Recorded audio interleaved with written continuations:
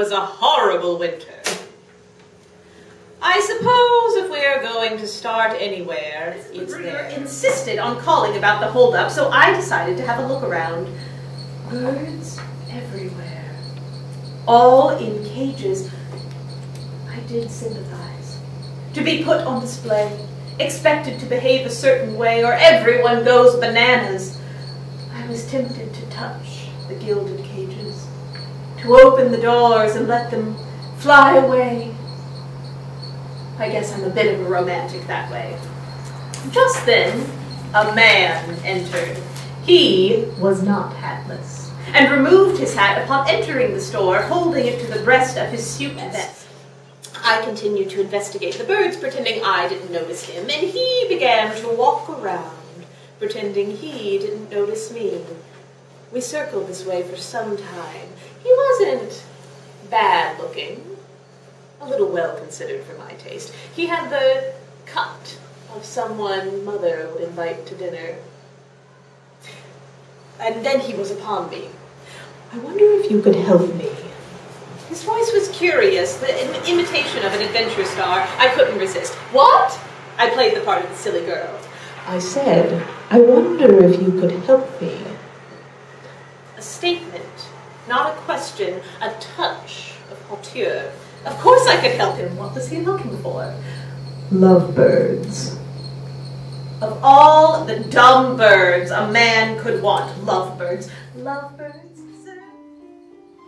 These are the days when the birds come back.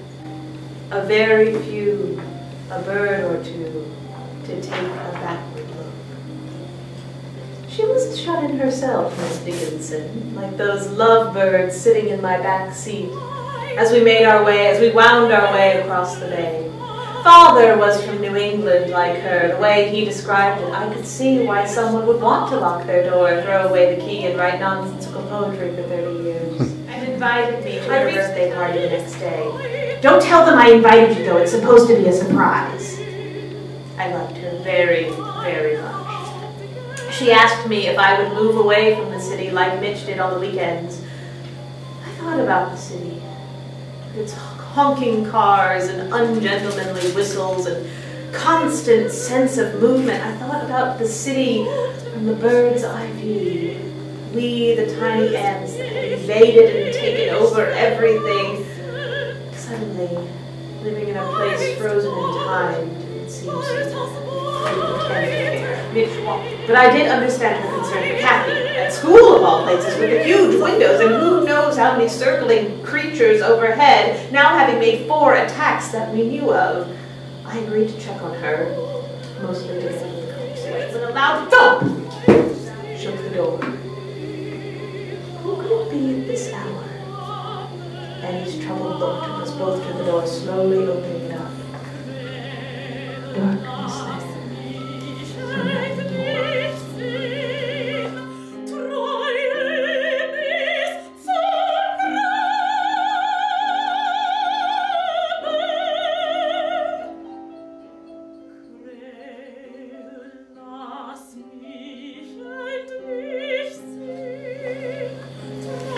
Probably lost his way in the dark. Annie murmured of a seagull now deceased, sprawled at her feet. I peered into the night. It was unnaturally bright. But it isn't dark, Annie. There's a full moon. The flashlight revealed first the hole in the roof, then the dark crowd of them blanketing the bed. As I called for Rich in a tiny voice, as the birds flew at me with an unnatural passion, I thought, protect your eyes, they want your eyes, and my mother always said my eyes were my best feature.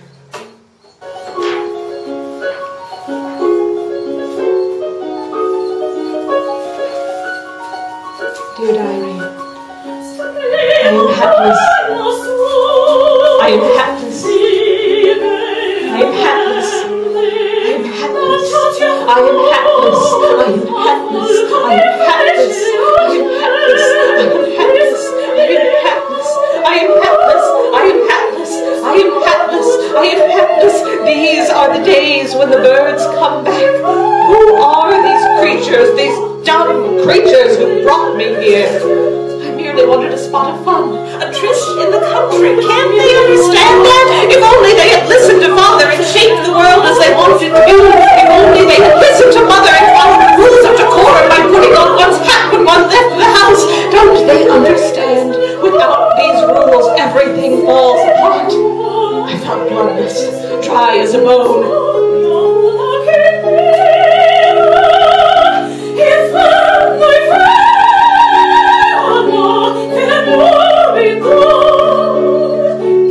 We've got to get her out of here, he says to his mother. My hero. He carries me over the threshold. The silence of the countryside is overwhelming. I do not even notice the birds anymore. They followed me here, and now they are part of the landscape. Their job is done.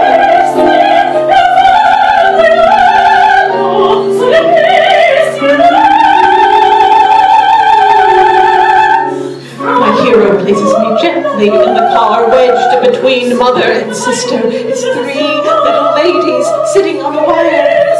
I had come to find him, to woo him, to make him my pet, and now I